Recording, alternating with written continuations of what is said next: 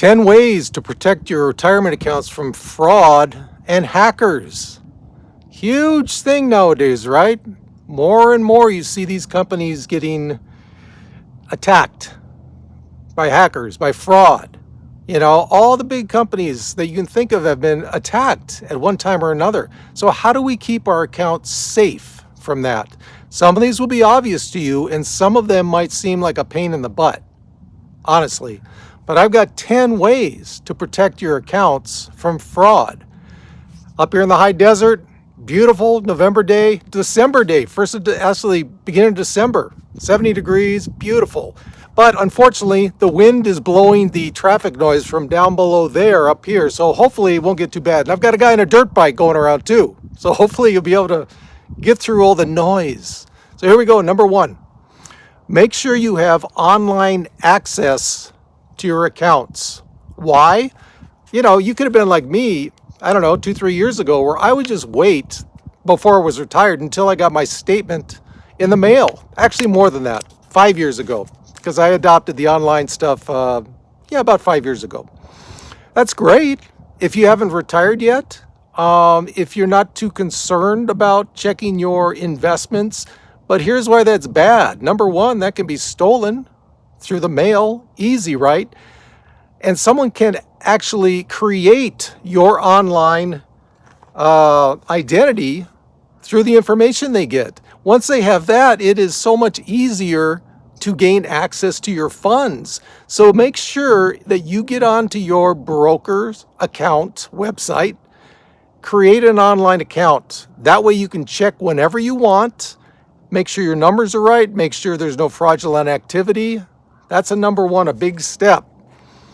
Number 2, again, I'm sure you've heard this before, but it's so important.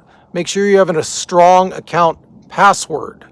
Make sure it's at least 12 digits long, interspersed with upper and lower case and different kind of symbols on there. The longer the better, actually, to ensure that it's not an easy password to guess. I used to do this a long time ago where I'd pretty much have one password for all my accounts and use the same one. Yeah, not the smartest thing to do, right?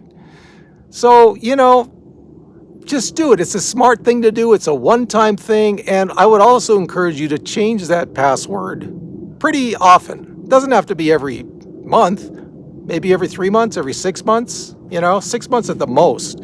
You can also use a password manager. There are companies out there that will store your password for you, and they can also regenerate passwords whenever you sign on. You might not even know the password. You might not even need to know the password if you use a password generator, okay? Number 3, use multi-factor authentication. Authentication.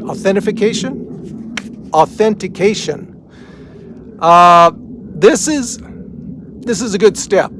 What this does is that, if you sign in, username, password, then you can have them send you a code via text, via email. I would suggest text. You need that code to input onto your online account and then input your password again. If you don't put that code in, you can't access your account. Another great way to ensure that it's only going to be you accessing this. Number 4, this is something I adopted pretty recently, maybe I'd say within the last year or so. Use a security key. Now this is pretty much as good as you can get as far as making sure. I guess they don't like security keys, man. Dogs, what do you know? This is pretty much one of the best ways you can ensure that it is only you that'll be accessing your account. What is a security key? It's like a thumb drive. Okay, those little things you put in to your laptop on the side, the USB ports. This will ensure that only you have access to your accounts. You have to touch that key, that thumb drive, while it's inserted at your retirement account. If you don't have that, they're not going to let you in. So what that means is that if you lose that key, not a good thing. But it ensures that you have to have that key inserted into your computer to be the only one that has access to that account.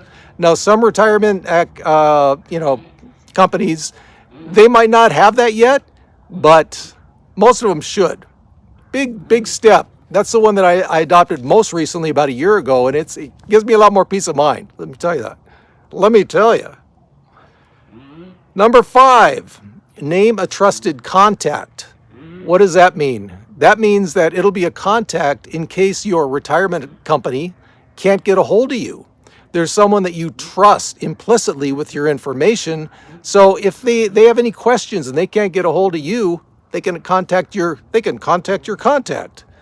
And that will give you additional security and peace of mind over your account. Because guys, nowadays you can't take chances, right? You just can't take chances. There's so much fraud and hackerism, is that a word, going on out there? Be careful. Be careful with because what would you do if all that was stolen from you and you couldn't get it back? Because in some cases, you can't get that money back. Unfortunately, retirement companies are not as, let's say, allowing for fraud as, bank accounts. Might take a little work to get that back. They make sure you go through all the steps that they advise to have security on your account. They'll look at that. If you're missing a couple of those, you might not get that money back. So it's very important to have as many steps as you can. And for any of you who are watching me the first time, my name is Duane. This is a channel for people on moderate income retirement. If you're interested in that, think about subscribing. And if you like the video, please like it as well. Number 6, this again should be pretty obvious. Don't give out your information over the phone, email, or text as far as passwords, security information, any of it. Because most companies will not contact you and ask you to do that over the phone or email or text. If you get something like that, don't respond. Call up your institution directly and ask them, did you reach out to me? If so, okay, then you go on from there. If not, hey, there you go. You caught someone, right? Number 7, when you're accessing your accounts, do not use public Wi-Fi, such as at Starbucks. Again, another obvious one, right? Well, maybe to some people, no. Okay. If you're sitting at Starbucks on your laptop, you're like, I wonder how I'm doing on my Fidelity account. Don't access it there. Just wait till you get home. On your phone maybe, but do not do it via a laptop in a public Wi-Fi. It is so you could have someone sitting right next to you just waiting for that. They could be sitting at Starbucks for 3 hours waiting for someone dumb enough to do that. Don't do it. Just don't do it. Number 8, keep all your account/personal information up to date.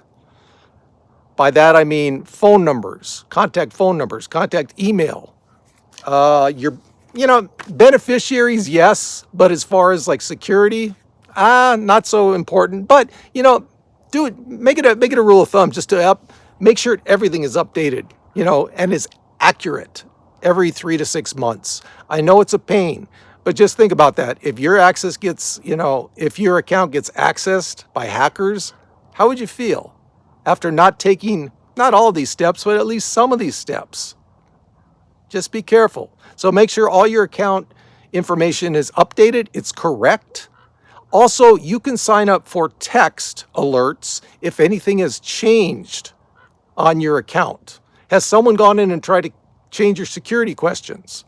Your password, whatever. Make sure you sign up to get alerted for those, not just through email, because, how often do you check your email? Might be a while, but via text as well. Number 9, security questions. Okay. Now, what are the usual security questions? Mother's maiden name, mascot of your high school. Okay. That's something that hackers may have information on you if they do enough research. Actually, maybe not enough. It could just be simple research to get that right. There's no one saying you have to give correct answers to those questions. What's your mother's maiden name? Make something up. Just make sure you have it, written down, stored away that that was a made-up name and you know what the name is, okay? They don't have to be accurate. They're just your answers to those questions. What was, the name of your favorite pet growing up? Bartholomew. Just make something up. You know, doesn't have to be accurate as long as you remember it and can answer those to your made up answers to those security questions.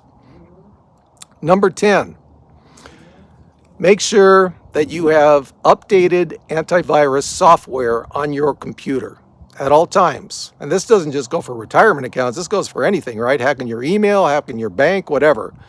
Make sure your antivirus is always up to date, okay? That should be obvious by now, right? There you go, guys. There are my 10 steps. 2, helping you guard against fraud and hacker activity. You know, take some of those to heart.